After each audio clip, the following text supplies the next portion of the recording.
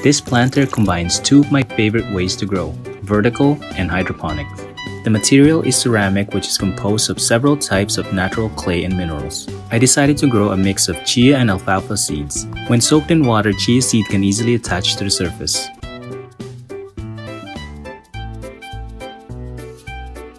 It's also a good idea to lightly spray the seeds with water until they sprout.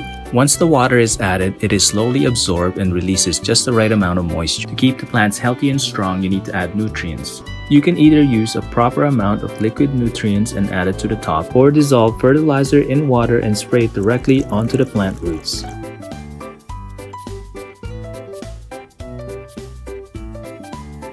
This is a beautiful way to grow microgreens, sprouts, and houseplants. And when it's time to harvest, you can pick the sprout little by little or harvest all of it with no mess.